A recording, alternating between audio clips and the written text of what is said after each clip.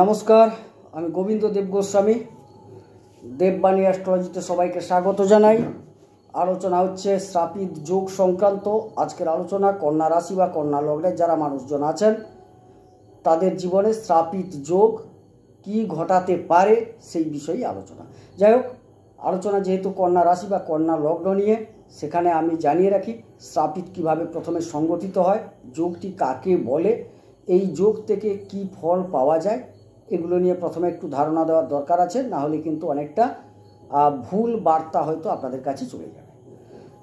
শ্রাপিতটা সংগঠিত হয় আপনার যে জন্মকুণ্ডলী আছে সেই জন্মকুণ্ডলীতে যদি শনি এবং রাহু 10 ডিগ্রির মধ্যে অবস্থান করেন এবং এই ডিগ্রিটি আবার রাত্রিকালীন ডিগ্রির মধ্যে হতে হবে। রাত্রিকালীন ডিগ্রি বলতে কি বোঝাচ্ছে না, 20 থেকে 30 ডিগ্রি এই সময়টাকে বলা হচ্ছে রাত্রিকালীন ডিগ্রি। এই 20 থেকে 30 ডিগ্রির মধ্যে যদি শনি এবং রাহু অবস্থান করেন তাহলে এটি কিন্তু শ্রাপিত যোগ বলে ব্যাখ্যা দেওয়া হয়েছে শাস্ত্রে। এবারে আপনি কন্যা লগ্ন বা কন্যা রাশির মানুষ, মূলত লগ্ন নিয়েই শ্রাপিত যোগটা আলোচনা হয়। তথাপি কন্যা লগ্ন কন্যা রাশির যদি মানুষ হন আপনি, তাহলে এই ভিডিওটি কিন্তু আপনার জন্য অতি গুরুত্ব সহকারে ভিডিওটি দেখার অনুরোধ রাখছি। শেষ পর্যন্ত দেখবেন, কারণ 12টা ঘর আছে, 12টা ঘরে 12 ধরনের ফল আপনি এই শ্রাপিত যোগ থেকে পেতে পারেন। ভালোও পেতে পারেন, খারাপও পেতে পারেন। অর্থাৎ এই শ্রাপিত যোগকে বা এই শনি রাহুর সংযোগ যে যোগ, এটাকে কোথাও শ্রাপিত বলা হয়েছে, কোথাও এটাকে নাগমণি যোগ বলা হয়েছে, কোথাও আবার এটাকে পিশাচ যোগ বলা হয়েছে। তো বহু নাম পাওয়া গেছে। তো আমি আমার পরিভাষা দিই, যে জায়গাটায় আপনি খুব ভয়ঙ্কর খারাপ ফল পাবেন সেটাকে আমি পিশাচ বলে আখ্যায়িত করব। আবার যেই জায়গায় আপনি খুব ভালো ফল পাবেন এই যোগটিকে আমি আবার নাগমণি রূপে দেখব। আবার যেই জায়গায় একটা মধ্যম ফল পাবেন সেটাই শ্রাপিত বলে আখ্যায়িত করব, কিন্তু সবগুলোই কিন্তু শ্রাপিত। যাই হোক, কন্যা লগ্ন বা কন্যা রাশি এর অধিপতি হচ্ছেন বুধ। এই ঘরে যদি শনি রাহু অবস্থান করেন তাহলে কিন্তু আপনি যে যোগটি তৈরি হবে, যে শ্রাপিতটি তৈরি হবে, সেটি কিন্তু মধ্যম ফল দেবে। এর কারণ হচ্ছে বুধের সাথে শনির সম্পর্ক খুব একটা খারাপ নয়। রাহুর সাথে বুধের সম্পর্ক যদিও জড়ত্ব যোগ তৈরি করে, তথাপি দেখা গেছে এই জায়গায় রাহু কিন্তু বুধের খুব একটা ক্ষতিকর নয়, কিছু কাজকে আটকে দেয়। এক্ষেত্রে কি করবে আপনার না, মোটামুটি শরীর স্বাস্থ্য আপনার ভালো থাকবে, মন মানসিকতা ভালো থাকবে, কারণ বুধের উচ্চ জায়গা। বুধ যদি আরও থেকে থাকেন তাহলে তো অবশ্যই ভালো যোগ তৈরি হবে উচ্চস্থলে। রাহুর সাথে যদি একটু ডিগ্রি পার্থক্য থাকে তাহলে আরও ভালো ফল পাবেন, এটা একটা দিক। মানুষের কাছে গ্রহণযোগ্যতা বৃদ্ধি পাবে, আপনার যে ব্যক্তিত্বের প্রকাশ বিকাশ ঘটবে এই জায়গায় যদি শ্রাপিত যোগ সংঘটিত হয়। সুতরাং এই জায়গায় শ্রাপিত যোগ আপনাকে একটি ভালো ফল দিতে চলেছে আপনার জন্মকুণ্ডলিতে যদি থাকে। এই শ্রাপিত যোগ কখন পাওয়া যায়? শনির দশা রাহুর অন্তর্দশায়, অথবা রাহুর দশা শনির অন্তর্দশায় এই শ্রাপিত যোগ কিন্তু ফলদান করে। আবার রাশি চক্রে অর্থাৎ কালপুরুষ চক্রে রাহু শনি যে ক্রমাগত পরিভ্রমণ করছেন গোচরে, কোনো একটি রাশিতে যদি এই শ্রাপিত যোগ সংগঠিত হয়ে যায় তখন কিন্তু আপনার জন্মকুণ্ডলিতে যেখানেই শ্রাপিত যোগটা থাকুক না কেন সেটা জাগরিত হয়ে ওঠে, অর্থাৎ ফলদান করতে শুরু করে। অর্থাৎ ভালো জায়গায় ভালো ফলদান করবে, খারাপ জায়গায় খারাপ ফলদান করবে। সেটা কিন্তু আলোচনায় আপনি বুঝতে পারবেন, দিলে আপনি ক্লিয়ার হয়ে যাবেন আপনার কুণ্ডলিতে এই যোগ কোথায় আছে, সেখান থেকে আপনি কি ফল পেতে চলেছেন এবং কখন পেতে চলেছেন। এবার দ্বিতীয় ঘরে চলে আসি। এখান থেকে আমরা আলোচনা করি কি সম্পদ, ব্যাংক ব্যালেন্স, সোনা দানা গয়না, মূল্যবান ব্যাপারটা। এই জায়গায় শ্রাপিত হলে এটাই কিন্তু আপনাকে নাগমণির মতো ফল দেবে। অর্থাৎ এই জায়গাতে শ্রাপিত হলে আপনি অতি ভালো ফল পেতে চলেছেন। এর কারণ হচ্ছে এই জায়গার অধিপতি হচ্ছেন শুক্র, এটা তুলার ঘর, অধিপতি শুক্র। শুক্র আর শনির সম্পর্ক ভালো, শুক্র রাহুরও সম্পর্ক ভালো, আর শনি এই জায়গায় উচ্চ বা তুঙ্গি হন।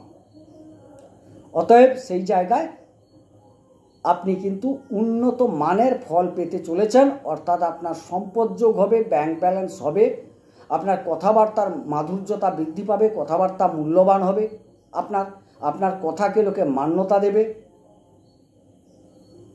হাতের দ্বারা যেসব কর্ম করা যায় সেক্ষেত্রে আপনি সুনাম অর্জন করতে পারবেন। অনেক কিছু ভালো দিক আছে। খাওয়া দাওয়ার ক্ষেত্রে আপনার একটা যথেষ্ট ভালো যোগ দেখা যাবে। আত্মীয় কুটুম্বের সাথে একটা ভালো সম্পর্ক তৈরি হবে এখানে যদি শ্রাপিত সংগঠিত হয়। এই শ্রাপিতকে আমার পরিভাষায় বলবো নাগমণি যোগ, মানে দুষ্প্রাপ্য বা দুর্মূল্য এরকম একটা যোগ এটা। এবারে চলে যাই তৃতীয় ঘর। এখান থেকে আমরা আলোচনা করি ভ্রাতা, পরাক্রম, সাহসিকতা, বল, বিক্রম ইত্যাদি, ছোটোখাটো ভ্রমণ, যোগাযোগ। এটা হচ্ছে বৃশ্চিকের ঘর, এর অধিপতি হচ্ছেন মঙ্গল। এই জায়গায় যদি কোনো কারণে শ্রাপিত যোগ সংগঠিত হয় সেটি কিন্তু আপনার ক্ষেত্রে অতীব খারাপ ফল দেবে। আমার পরিভাষায় সেটা পিশাচ যোগের ন্যায় ফল দেবে। যোগাযোগে ব্যর্থ হবেন, যোগাযোগ থেকেই আপনি বিপদগ্রস্ত হবেন। ভাইদের সাথে সম্পর্কের অবনতি ঘটবে আপনার জীবনে, ভাইদের সাথে সম্পর্ক ভালো থাকবে না। অতিরিক্ত পরাক্রমতা দেখাতে গিয়ে আপনি বিপদগ্রস্ত হবেন। সুতরাং দেখা যাচ্ছে পাড়া পড়শির সাথে সম্পর্ক ভালো থাকবে না, এই জায়গায় কিন্তু আপনি সমস্যায় পড়বেন। সুতরাং এখানকার যোগটা আপনার ক্ষেত্রে নাগমণি যোগ তো নয়, এমনকি এই যে আপনার শ্রাপিতটা পিশাচ যোগের ন্যায় ফল দেবে, অর্থাৎ ভয়ঙ্কর ক্ষতিকারক রূপ ধারণ করবে। চতুর্থ ঘর একটি গুরুত্বপূর্ণ জায়গা। এখান থেকে আমরা কি কি আলোচনা করি না, মূলত আমরা আলোচনা করি এই জায়গা থেকে মায়ের শরীর স্বাস্থ্য, মাতৃ সম্পদ, পারিবারিক স্বাচ্ছন্দ্য, যানবাহন, বাড়ি, স্নাতক স্তর পর্যন্ত পড়াশোনা, বন্ধুবান্ধব ইত্যাদি। এই জায়গায় চতুর্থ ঘরে যদি আপনার শ্রাপিত সংগঠিত হয় সেক্ষেত্রে কিন্তু আপনি মধ্যম প্রকৃতির ফল পাবেন। বৃহস্পতি যদি ভালো অবস্থায় থাকে, শনি এবং রাহু যদি নবতারা চক্রে একটু ভালো তারায় অবস্থান করেন, তাহলে কিন্তু আপনার এই যানবাহন যোগ, বাড়ি যোগ, মায়ের শরীর স্বাস্থ্যের দিক এগুলো কিন্তু ভালোর দিকে যাবে সব। কিন্তু এখানে যদি নবতারা চক্রে শনি খারাপ তারা পেয়ে যান, বদ তারা, পত্তরি তারা এগুলো যদি পেয়ে যান, তাইলে কিন্তু মনে করবেন আপনি যানবাহন থেকে ক্ষতিগ্রস্ত হবেন, বাড়ি ক্রয় বিক্রয় থেকে ক্ষতিগ্রস্ত হবেন, মায়ের শরীর স্বাস্থ্য খারাপ থাকবে, পড়াশোনায় মনোযোগ বসবে না, বিশেষ করে স্নাতক স্তর পর্যন্ত, বন্ধুদের সাথে সম্পর্ক ভালো থাকবে না। এখানে ভালো ফল পেতে হলে অবশ্যই কুণ্ডলিতে বৃহস্পতিকে ভালো হতে হবে, ভালো জায়গায় থাকতে হবে, এবং শনি এবং রাহুকে নবতারা চক্রে ভালো তারায় অবস্থান করতে হবে, অন্যথায় কিন্তু আপনি খারাপ ফল পাবেন। পঞ্চম ঘর মকরের ঘর, অধিপতি শনি, তার নিজের ঘর, আর রাহু এই জায়গায় সবচেয়ে বেশি খারাপ ফল দেন। যখন এই জায়গায় শ্রাপিত সংগঠিত হবে আপনি কিন্তু বেশ কিছু দিকে ভালো ফল পাবেন, বেশ কিছুটা খারাপ ফলও পাবেন, কারণ শনি নিজের ঘরকে খারাপ করতে চাইবেন না, আর রাহু এখানে কিন্তু যথেষ্ট খারাপ ফল দানই করেন। সেই ক্ষেত্রে উচ্চশিক্ষায় যারা আছেন দেখা যাবে শনি যদি ডিগ্রি ভালো পেয়ে থাকেন, নবতারা চক্রে ভালো পেয়ে থাকেন, আপনাদের ক্ষেত্রে কিন্তু সময়টা খুব একটা খারাপ যাবে না, কারণ শনি নিজের গৃহে বলবান, রাহু ক্ষতি করতে চাইলেও এতটা করতে পারবে না। সুতরাং এক্ষেত্রে আপনি অনেকটা ভালো ফল পাবেন। আর শনি যদি তারাগতভাবে খারাপ তারায় থাকেন, ডিগ্রি যদি কম থাকে, দুর্বল থাকেন, তাইলে কিন্তু এই যোগের কারণে আপনি কিন্তু পড়াশোনায় মনোনিবেশ করতে পারবেন না, প্রেমে বারবার ব্যর্থ হবেন, সন্তান প্রাপ্তির ক্ষেত্রে সমস্যা ঘটবে, সাফল্য প্রাপ্তিতে বাধা আসবে, এই জায়গাগুলো আপনার ঘটবে। সুতরাং আপনার এখানে যদি শ্রাপিত আছে একটু বিচার করিয়ে নেওয়া কর্তব্য। এবারে পঞ্চম থেকে ষষ্ঠে চলে যাই। রিপু, ঋণ, রোগ, শত্রু ইত্যাদি, এই জায়গায় শ্রাপিত কিন্তু আপনার ক্ষেত্রে খুব ভালো ফলদান করবে। এইখানে কিন্তু নাগমণি যোগের মতো ফলদান করছে, অথচ ষষ্ঠ ঘর দেখুন, ষষ্ঠ ঘরে ব্যক্তিগত স্তরে শ্রাপিত না ঘটলেও শনিও ভালো ফল দেন, রাহুও ভালো ফল দেন, কিন্তু এই জায়গায় হচ্ছে বায়ুতত্ত্বের ঘর, এখানে শনিও সাবলীল, রাহুও সাবলীল। ওনারা যদি শ্রাপিতে আবদ্ধ হয়ে যান কোনো কারণে, তাইলে এই জায়গায় শত্রুকে আপনি পরাজিত করতে পারবেন, শত্রু অবদমিত হবে, ঋণ আপনার হবে না, আপনি ঋণ পরিশোধ করতে পারবেন, বরং ঋণ দান করতে পারবেন লোককে, ঋণ কিন্তু গ্রহণ করতে হবে না আপনাকে। এটা একটা ভালো ফল পাবেন। তারপর এই জায়গায় রোগ থেকে আপনি কিন্তু ভালো হয়ে যাবেন, অর্থাৎ আপনার ধরুন কোনো অসুস্থ হয়েছেন, তো আপনি রোগে ভুগছেন দীর্ঘদিন, এই শ্রাপিত যোগ যখন তৈরি হয়ে যাবে, অর্থাৎ শনির দশায় রাহুর অন্তর্দশা বা রাহুর দশায় শনির অন্তর্দশা বা গোচরে কোনো কারণে কোনো জায়গায় শ্রাপিত যখন সংগঠিত হয়ে যাবে, তখন কিন্তু আপনি ভালো চিকিৎসকের সন্ধান পেয়ে যাবেন, বা আপনার রোগটি যে ধরা পড়ছিল না, রোগটি ধরা পড়ে যাবে, সুচিকিৎসা পাওয়ার সুবাদে আপনি কিন্তু আরোগ্য লাভ করবেন। সেরকম ঋণও কোনোভাবে যদি ঋণ ছিল, ঋণ কিন্তু এই যোগে আপনি কিন্তু ঋণ পরিশোধ করতে পারবেন। আপনার দীর্ঘদিন মালি মোকদ্দমা চলছে, শত্রুতা করছে বিভিন্ন মানুষ, এই যোগ যখনই শুরু হবে তখন শত্রু অবদমিত হবে, হয়তো মোকদ্দমার ফল আপনার পক্ষেও এসে যেতে পারে, এরকম একটা পরিস্থিতি তৈরি হবে। অর্থাৎ এখানে যে যোগ, যে ফলটা পাবেন সেটি কিন্তু আপনার ক্ষেত্রে অতি শুভ। আমার পরিভাষায় এটা নাগমণি যোগের সমান। এবার সপ্তম ঘর, মিনের ঘর, অধিপতি বৃহস্পতি। এই জায়গায় কিন্তু আবারও বলছি, মধ্যম প্রকৃতির ফল পাওয়ার কথা, এই জায়গায় খুব আহামরি ফল পাওয়া সম্ভব নয়। সেই ক্ষেত্রে যদি আবার ডিগ্রিগত অবস্থান বা আপনার তারাগতভাবে রাহু শনি ভালো থাকেন, বৃহস্পতি যদি স্বগৃহী থাকেন বা তুঙ্গস্থ থাকেন বা দৃষ্টি প্রদান করেন, তাইলে কিন্তু ভালো ফল পাবেন। অন্যথায় কিন্তু দাম্পত্য ক্ষেত্রে সমস্যা তৈরি হবে, আপনার ব্যবসায় মন্দা চলবে, ব্যবসায় ক্ষতিগ্রস্ত হবে। আর বিবাহ যারা করতে চাইবেন, বিবাহ বিলম্বিত, বিবাহ নাও হতে পারে, বিবাহ বিলম্বিতও হতে পারে, বিবাহ ভেঙে যেতে পারে। এইখানে ঘটনাটা কি ঘটে জানেন, অনেক সময় দেখা যায় বিয়ের সব কিছু কথাবার্তা হয়ে গেল, তারপর শ্রাপিত যোগটা শুরু হয়ে গেল, দেখা গেল বিয়ের ঠিক 2-3 দিন আগে আপনার কাছে একটা খবর এলো মেয়ে বা ছেলে অন্য কাউকে বিয়ে করে নিয়েছে। এইরকম ঘটনাগুলো আসার সম্ভাবনাও দেখা যাচ্ছে এই জায়গা থেকে, তো সেটাকেও ভাবতে হবে। এবারে গেল অষ্টম ঘর, মারক, ধ্বংস, ক্ষয়ক্ষতি, অপবাদ, অপযশ, মেষ রাশির ঘর, অধিপতি মঙ্গল।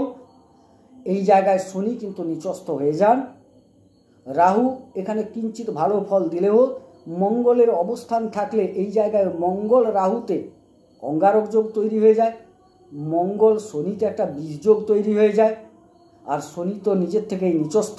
এই জায়গায় যদি আপনার শ্রাপিত হয়ে থাকে, আপনার কিন্তু অপমান, অপযশ, ক্ষয়ক্ষতি, ধ্বংস এগুলো কিন্তু অবশ্যম্ভাবী। যারা বিদেশ সংক্রান্ত কাজে লিপ্ত আছেন তাদের সাবধানতা অবলম্বন করা উচিত। শ্রাপিত যোগ যখন জাগরিত হয়ে উঠবে তখন কিন্তু আপনার ক্ষতিগ্রস্ত হওয়ার সম্ভাবনা থেকে যায়, গাড়ি ঘোড়া অ্যাক্সিডেন্ট পর্যন্ত হতে পারে।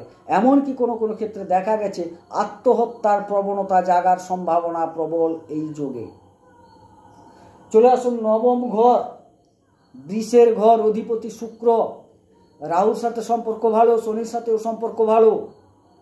এই জায়গায় যদি শ্রাপিত হয় ভাগ্যের পূর্ণ সহায়তা পাবেন, ভাগ্য আপনাকে পরিপূর্ণ আশীর্বাদ করবে। শুধু সূত্র হচ্ছে কি, নবতারা চক্রে একটু ভালো তারায় থাকতে হবে, শুক্রকে একটু ভালো থাকতে হবে, তবে কিন্তু ভাগ্যের পরিপূর্ণ আপনি সহযোগিতা পাবেন। দশম ঘর, কর্মস্থল, কর্মের ঘর। আমরা তাকিয়ে থাকি কি হবে, এই জায়গায় যদি শ্রাপিত হয় আপনার ক্ষেত্রে কিন্তু অতি দুরন্ত ভালো ফল দেবে, যেটা নাগমণি যোগের সমান। কারণ এটা মিথুনের ঘর, অধিপতি বুধ, রাহু এখানে উচ্চ থাকেন। রাহু যার দশমে উচ্চ থাকবে তাকে কর্ম নিয়ে ভাবতে হবে না, বিশেষ করে শনি রিলেটেড কর্ম, রাহু রিলেটেড কর্ম, এই জায়গাগুলোই কম্পিউটার সেক্টর, খনি জাতীয় কর্ম, বায়বীয় কর্ম, বিদেশ সংক্রান্ত কর্ম, ইলেকট্রিক্যাল সরঞ্জাম, লৌহ জাতীয় দ্রব্যের কোনো কারবার, ব্যবসা, এই জায়গাগুলো আপনাকে পূর্ণ আশীর্বাদ দিয়ে যাবে। যারা এই ধরনের কাজে যুক্ত সেই জায়গায় আপনি অতি অতি সুফল পাবেন। কর্মপ্রাপ্তির যোগ ঘটে যাবে এই শ্রাপিত এখানে থাকলে, যখন শ্রাপিত যোগ শুরু হবে। একাদশ ঘর, এই জায়গায় যদি আপনার শ্রাপিত সংগঠিত হয়, শনি রাহু বসে থাকেন, উপার্জন কিন্তু স্লো হবে, উপার্জন খুব একটা ভালো হবে না। অর্থাৎ যে শ্রম করছেন তার তুলনায় উপার্জন কম হবে। কর্মের জায়গায় বা উপার্জনের জায়গায় লসও হয়ে যেতে পারে, ক্ষতিও হয়ে যেতে পারে, লাভবানের জায়গাটা থাকবে না। গুরুজনদের দ্বারা একটু আঘাতপ্রাপ্ত, মানসিকভাবে আঘাতপ্রাপ্তি যোগ দেখা যাচ্ছে। কারণ এই জায়গায় শনিও খুব ভালো ফল দেন না, রাহুও ভালো ফল দেন না। সেই কারণে আপনাকে এই জায়গায় যদি শ্রাপিত থাকে, আপনাকে অনেকটা মেপে সময়টাকে অতিক্রম করতে হবে। সময়টা কখন? শনির দশা রাহুর অন্তর্দশা বা রাহুর দশায় শনির অন্তর্দশা, এই সময়কালে। সুতরাং আপনাকে সচেতন থাকতে হবে। এবারে দ্বাদশ ঘর ব্যয়, ব্যয়স্থল বলা হয় মূলত হাসপাতাল, জেল, আধ্যাত্মিকতা, এগুলো আর আলোচনা করা হয়। এই জায়গায় শ্রাপিত কিন্তু মোটেও ভালো ফল দেয় না। শনি রাহু দুজনেই কিন্তু এখানে খারাপ ফল দান করেন, কারণ এর অধিপতি রবি, রবি পিতা শনি পুত্র, কিন্তু তথাপি এদের মধ্যে একটা সামঞ্জস্যের অভাব আছে। এখানে কিন্তু পরস্পর শত্রু, আর রবি রাহু তো শত্রু। তো দুজন শত্রু গ্রহ যখন একজনের জায়গায় এসে সংগঠিত হবে, মিলিত হবে, নিশ্চিত ভালো ফল দেবে না। এইখানে যদি কারোর শ্রাপিত থাকে, অবশ্যই বলবো জেল যাত্রা যোগ শ্রাপিত চলাকালীন বা শ্রাপিতের সময়টা চলাকালীন হাসপাতাল যোগ দেখা যাবে। নেহাত যদি বৃহস্পতির অবস্থান বা শুভভাবে থাকে, বৃহস্পতির দৃষ্টি থাকে, তাইলে কিঞ্চিত রিলাই করতে পারেন। অন্যথায় কিন্তু এখানে একদম বলবো পিশাচ যোগের সমান আপনি ফল পেতে চলেছেন। অতএব আপনাকে সাবধান থাকতে হবে বিষয়টার জন্য। যাই হোক, মূল একটা আলোচনা করলাম। অবশ্যই আমার চ্যানেলটি একদম নতুন, যদি ভালো লাগে অবশ্যই এটাকে সাবস্ক্রাইব করুন, লাইক করুন, শেয়ার করুন, আমাকে একটু উৎসাহ প্রদান করুন। আমি অন্যান্য আলোচনাও নিয়ে আসব। তো এ মাসের যে মাস ভিত্তিক যে আলোচনাটা আমি করি, অক্টোবর মাস সামান্য একটু পিছিয়ে যাবে, বাট পেয়ে যাবেন। যাই হোক, সবাই সুস্থ থাকুন, সুন্দর থাকুন, ঈশ্বর সকলের মঙ্গল করুন। মঙ্গল হোক। নমস্কার।